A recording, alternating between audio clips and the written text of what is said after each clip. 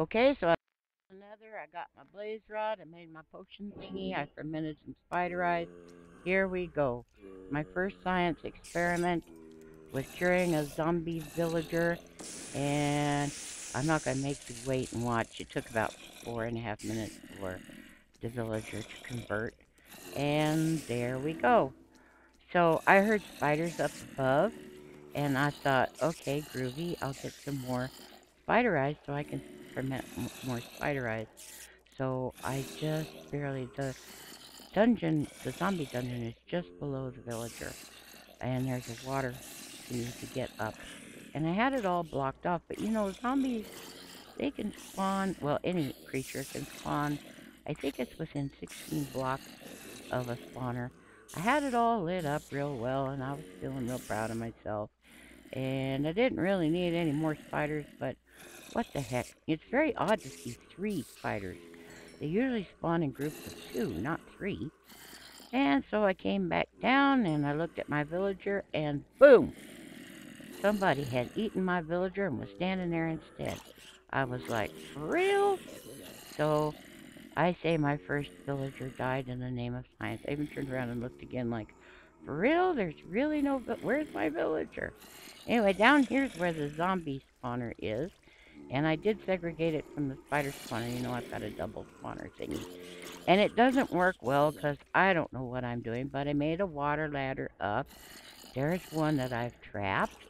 And see, the other ones can just, if they're lucky, they can just hop out and get me.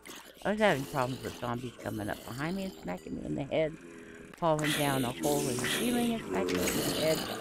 But it's a fairly decent way to get them segregated. The other thing is that zombie villagers fight the water current trying to get to me.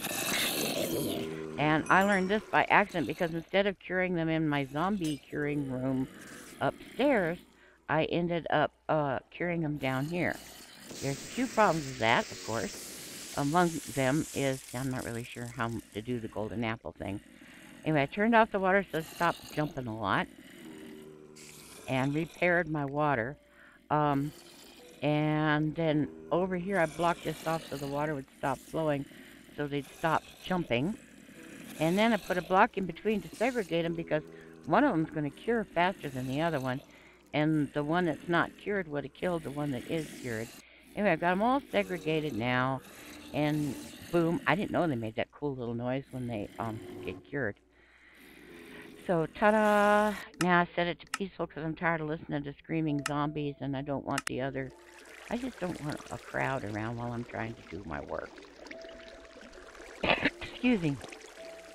So, replace the water block, uh, take out the separators, replace the water so that they will flow down the trench, and send them upstairs. Because I've got a track. This is outside my jungle house, um, just outside. Well, it's just outside that spawner. It's not very far, maybe 30 blocks, something like that. So I get them upstairs, which is where I'm supposed to cure them, but this was just so easy. I thought, what the heck, why not? Hey, go upstairs, and you see I've got gates, and I've got a track, and that track leads all the way to the Pueblo. One got in by itself, just volunteered. The other one had to be pushed. There is some pushing involved. Just know that villagers never do what you want them to do. They're very hard to push and lead around. You can't dangle a carrot at them or, a piece of cake or a cookie or something and say, come here, little villager. Villagers will just kind of stare at you like, yeah. So you kind of got to just be persistent. Anyway, once they're in the cart, they're in the cart. And you notice they can, once anything is in a mine cart, it can go through gates, but other things that are 2 blocks tall can't. So it's a long ride, and we're going to take them to their new home. It's weird getting stared at the whole way, though. There was a point at which be careful going up things because I just walked along and trotted along and pushed them. But be careful when you're pushing them because see, I went right through the brown villager and I'm at the white villager now going, hello, brown villager. That happened another time. I made a couple of trips. There are now 5 villagers actually in the Pueblo. I tried to do them by groups of 2, but there was another casualty. I don't know what happened.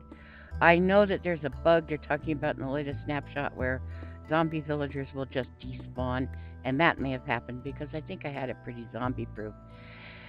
Anyway, you just gotta chase your villagers, and one trip, a chicken, of course, got in the minecart. Minecart's been sitting on that track forever, never chicken in the minecart. But of course, the minute I decide I need to use the minecarts to transport villagers, there was a chicken right up here, waiting for me. Now, I put a powered rail, but I didn't put it necessarily for power. I'm using it as a brake. So flip the switch, the rail gets powered, and look how fast they went. They kind of kept each other going. I was really kind of running to keep up. I just wanted you to see how far this is to get. I have to go all the way through the swamp, through my desert resort, through a mountain to get to the Pueblo. I also wanted to talk about these snapshots that they issue. Uh, I, those of us who are not on really fancy equipment and stuff, I really recommend not taking the snapshots. I'm not saying they'll cause damage to your computer. Uh, they possibly could. It's extra work on your computer, though, especially if they're glitchy, like that zombie glitch, where dozens of zombies would end up falling out of the sky, spawning, trying to protect or defend the guy who was hurt. I don't recommend taking these snapshots when they're first released. They are buggy. They know they're buggy, and you don't want to mess up your game. And a lot of us aren't real good at backing up and restoring old versions of our games and so on.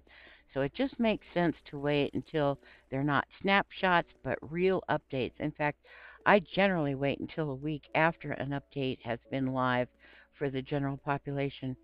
See, where are they? At this point I'm thinking, oh my gosh, I've lost them. They've fallen off the track somewhere, but they just got a really good push and went really, really far. Anyway, I really recommend holding off on taking any upgrades. I haven't even taken that loader, that new Minecraft version of a loader where you can load different versions of the game. I don't have horses yet, none of that.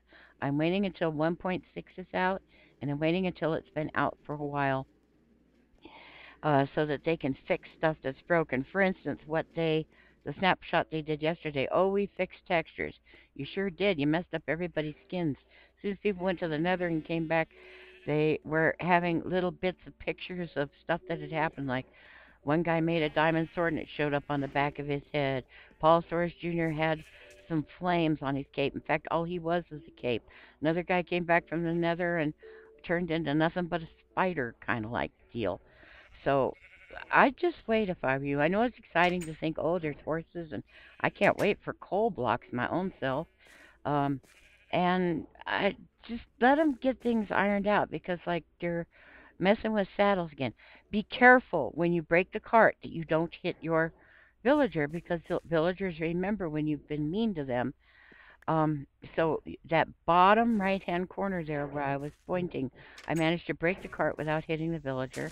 And of course the villager sunk in the ground because they don't know they're not still in the minecart. Be careful when you break the block that the villager's stuck in too, so you don't accidentally hit them. I use the lower right-hand corner because I can see it the easiest to break anything that the villager's stuck in. But I've got villagers here now. Took them a while to get out of the ground, but I've got 'em by dogs, and one's already off and running, yay. The other one just staring at me, which is also very normal. And I opened the door for them so they'd take a hint, but hey, you know, it's daytime. They just want to stand around and stare. I thought maybe these minecarts were in the way. I was going to push that one out there, so I opened the gate. Then I said, well, that's dumb. I can just push it back on the track it was on. And then I forgot to close the gate and freaked out about that later. Walked all the way out there to check and make sure that gate was closed. Should have just watched the end of this video because it's there. You can see me. Yay! Villager voluntarily went inside. You can belly bump villagers. Just be careful because they're really stubborn. And you never know what they're going to do. I'm surprised this one didn't take off out the gate. To tell you the truth. I took a big risk there. And then they got jammed in the doorway, and I think it's because, for one thing, there's a trap door on that pumpkin back there, and I think the white villager got tangled up in that trap door. And then when the brown villager tried to get in, got bumped up against the white villager and was having issues with that item frame on the door. I meant to replace that item frame later to see if it was affecting them being able to get in and out, but I forgot. I also made a third door that goes out into the plaza because right now there were only two real doors that exited to the plaza, and I think it was confusing the villagers because see how that one glitched? It's because it's bumping into the white villager who is up against that item. I mean, excuse me, up against that trapdoor. So it took. See, I was trying to hit that item frame, and I kept clicking on the villager, but I got the item frame off, and sure enough, it helped. They deglitchified themselves. So now there's a third door. Yeah, here's where if I just watched the video, I wouldn't have had to stop editing my video, go to Minecraft, run all the way from the jungle tree house all the way out just to make sure the gate was closed. Well, I worked real hard making this face for these villagers. I worked real hard getting the materials to cure these villagers. I've already had 2 casualties. Uh, Zombies ate them or they just spawned or something. So I took a lot and then pushing them all the way out here.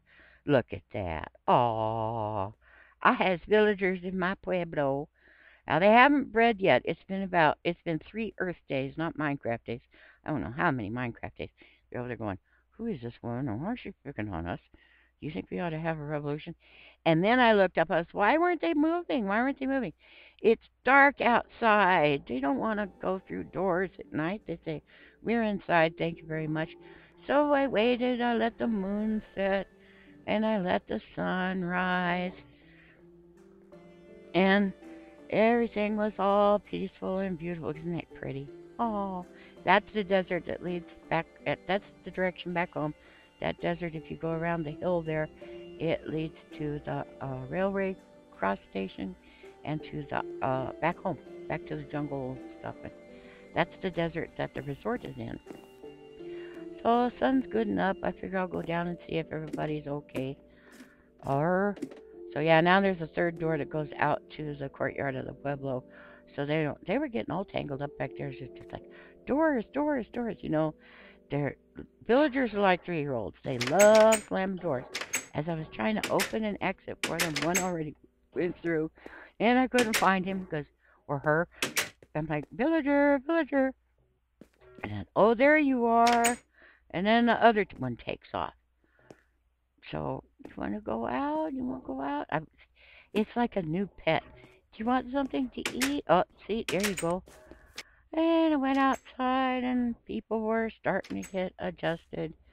I was so happy to see villagers in my courtyard. And this silly golem keeps getting on top of that chest. The golem has pretty much stopped this behavior since I brought in the villagers. The golem would get on top of that chest, wedged between 2 cocoa beans, and it wouldn't, and a button, and wouldn't be able to figure out how to get off the chest. So I have to go up there very carefully and push him off. And turn around and look, back up there on the chest. Silly thing. Anyway, since I've gotten the villagers now, gently push it. Push it too hard, it'll hit you.